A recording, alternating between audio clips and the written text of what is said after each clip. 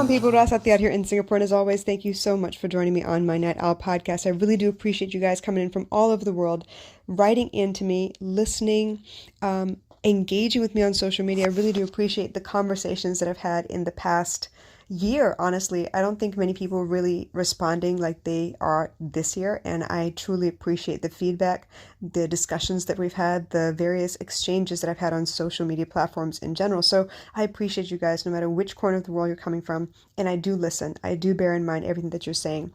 So lately, I've been scrolling through Netflix because I was trying to find something new to watch, and we had just finished The Queen's Gambit. We had gone back through the Dragon Prince. We started watching Avatar, and then Avatar Korra was on as well. So I'm quite pleased with the things that we've been watching lately, but I wanted something new. So I happened upon a new series called Bridgerton, and it's actually set in old England, and it's quite an interesting concept.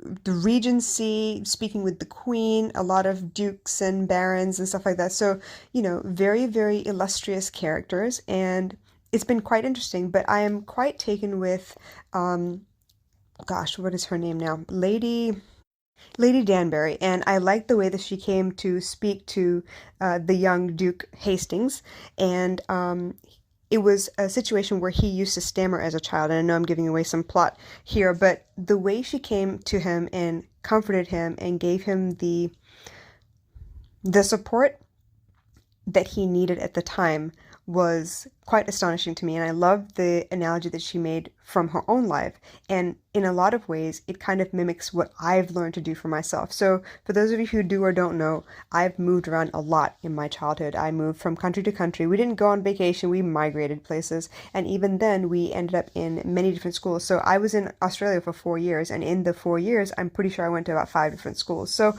I've moved around a lot. And that meant that every time I went to someplace new, I had to find a way to get along. I was trying to do the best that I could to use the mistakes that I made in the past at a past school or whatever to make a better impression the next time around. So it wasn't like I was out there to make long-term friendships. It was like I'm trying to learn how to master the art of the first impression. So when she mentioned that at first, what she did was go into a room and kind of melt into the background because she didn't want to cause any waves. She didn't want to turn any heads. She just wanted to get through the day or the event or whatever the case may be. And then eventually she learned that she needed to become the most terrifying thing in the room so that she would no longer be looked down upon. Instead, she would command everyone's attention in such a way that was befitting her stature. As in, she rose to the occasion. She started taking up space on purpose so that she would no longer be afraid. She went from frightened to frightening, is how she put it. And I like that because in a lot of ways, that's what I did too. What I ended up doing instead was I took all of the information that I had learned over all of my past mistakes, and I turned myself into who I thought I needed to be in order to not be afraid in the room anymore. So I wasn't trying to be the most frightening person, but I did learn to observe more. Instead of open my mouth first, I learned to observe, to figure out where the energies were, who was what the clicks were like, and then I would find a way to kind of enter a conversation and be relevant. Instead of just open my mouth or speak just to be heard, I wanted to add value to the conversations. So what I did first was observe. And a lot of times that is actually my strategy on social media as well. I will observe. I will watch and see what the content is like, especially on Twitter because it's a very open conversation, right? So I watch and see what people are talking about. And then when I find that there is something relevant that I could add and something of value that I could add, then I open my mouth and I say something. So in a lot of ways, Lady Danbury and I have that in common. I wasn't sure how to phrase it exactly, but when she said that, it stopped me dead in my tracks, and I was like, yo, that's exactly what I learned to do. But in her case, she wanted to be frightening. She wanted to, and I guess it's appropriate for that time period, she wanted to make sure that if anyone stepped to her, they thought twice. In a lot of ways, that's what I did as well. I did not want people to be afraid of me. I wanted them to be wary of approaching me. I wanted them to think twice. I wanted them to, if they were going to approach me with respect. Not because they saw me as quiet and hiding from people, approach me and think that they could win my favor by, complimenting me. Back then, yeah, okay, compliments are flattery, is the easiest way to get what you want, obviously. But as life taught me, flattery didn't always mean that they had your best interest at heart either. It was like their way of manipulating you to trust them, even when they hadn't earned your trust yet. So in that regard, I became very wary. And because I was wary, I made sure that everybody else was on their toes as well. I did not take lightly to people just approaching me for the hell of it. I would be courteous and I would be kind and I would be friendly and everything, but I learned the art of recusing myself from a conversation or walking away, like, what is that? Graceful exits. And that helped me a lot. But more often than not, it was me being confident in whatever I was wearing, whether it looked ridiculous or not. I had to be confident. I had to feel good. I had to feel comfortable. And then I learned to keep my mouth shut and really pay attention before I even entered a conversation. So in that regard, I learned to read a room. I learned to read people. I learned to listen, not eavesdrop, but listen to see where I might be able to fit in and where I might be able to offer value. And when I did that, I learned that I made really great impressions and I was able to make very good connections with people, which have actually really helped in my life so far. So for those of you who are still on the introverted side of things, there's no problem with that at all. There is a way that you can still command a presence as long as you feel comfortable in your own skin.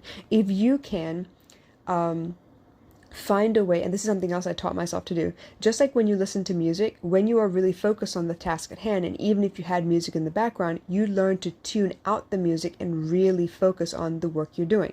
Same thing when you're in a room. I was that scaredy cat introvert that didn't even want to raise her hand. I didn't want to say anything to anyone. I didn't want anyone looking my way because I was afraid of what they might think. But eventually what I learned to do, as I learned to command my own presence, be comfortable in your own skin, whatever you're wearing, you need to be comfortable.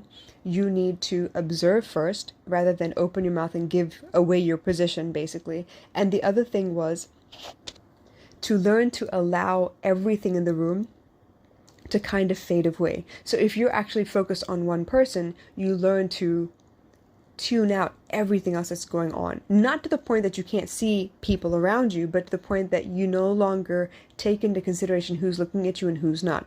Obviously, for me, for defense purposes, I learned to take in a room and keep track of everyone's movements, but I wasn't so focused that I was worried about who was looking at me, more like I didn't want anyone coming up behind me where I wasn't prepared. So I learned to tune it out to a degree where I could focus on one person and really make eye contact and give them my absolute attention. And that sometimes can be intimidating to some people, but I felt like when I did that, they felt that I was really truly focused on them, and so they felt, what is that word I want to use? Flattered or encouraged to speak because they had my undivided attention. So those are little things that I learned to do for myself that helped me learn to command attention in a room. Now, I still walk into rooms very, very scared, but I've learned to manage my exterior in such a way that you can't tell. And I don't want you to be able to tell. And that goes for when I'm upset. That goes for when I'm angry. I have learned not to wear my feelings on my sleeve anymore and really control myself in such a way where I don't give away my position. I am never in a situation where people can take advantage of me based on the look on my face. If you see me show any kind of emotion, it's on purpose. And not to say that I'm manipulating anybody, but if I am trying to get you to stop doing what you're doing, I will show it on my emotions on my face first before I use my words. Because once I use my words, I have to really control the kinds of words that come out of my mouth so that I don't offend anyone either, but I get my point across. So I have learned to control a lot. It's not the best strategy, but it works for me. And as far as no longer shrinking into the wallpaper, I've learned to be comfortable with who I am. I know that no one on the face of the planet, and that includes my brothers who've lived most of my life with me, have the kind of experience that I do. They have not lived through the kinds of things that I have. They have not survived the kinds of disasters that I have. And so that is my advantage. My life, my trauma is my advantage. My advantage is a difficult life. I did not have it easy. I was very privileged. I have a lot of things that were offered to me in the way of opportunity that not a lot of people have had. But even then, I still struggled a lot. And I owe my stature, my grace, my poise, my patience to all of that trauma. Because if I hadn't gone through that, I wouldn't understand what it was to earn my way to where I am right now. I wouldn't have those other attributes. So for all intents and purposes, where Lady Danbury was happy to stop being frightened by becoming the most frightening thing in the room, I did the same thing, but not the same way. I learned to command my own presence by being who I am on purpose and by slowly making my presence known. I love walking into a room where nobody knows me and I don't know anyone, and I am comfortable in my own skin because I chose what I wore. I'm happy with the clothes that I wore. And a lot of times, if you know anything about me, I like wearing saris. So even if I go to a conference, even if I go to an IT fair, if I feel awkward about the situation at all, I will choose on purpose to wear a sari and go. So yes, that means I stand out a whole lot more. But you know what? If I have to stand out and be awkward, I'm going to do it in something that I'm comfortable in. You hear what I'm saying? So I learned to do that. And I think that started happening when I was in high school and I had to go through a pilgrimage my senior year of high school where I had to go and get my head shaved and come back. And it just so happened that it was the year that G.I. Jane was released and there was a lot of trauma for me coming back to school. But you know what? I learned to command attention and I learned to open my mouth when it was necessary. And I learned to be comfortable no matter where I was. So even though I didn't have this beautiful crowning glory of, long dark hair, I learned to command presence. I learned to command attention. And not because I was seeking attention, not because I was flaunting anything, but because I was quiet. Because I was mysterious and because I was observing the whole time. So both of us, Lady Danbury and I, in our own way, have found a way to overcome the things that scared us the most.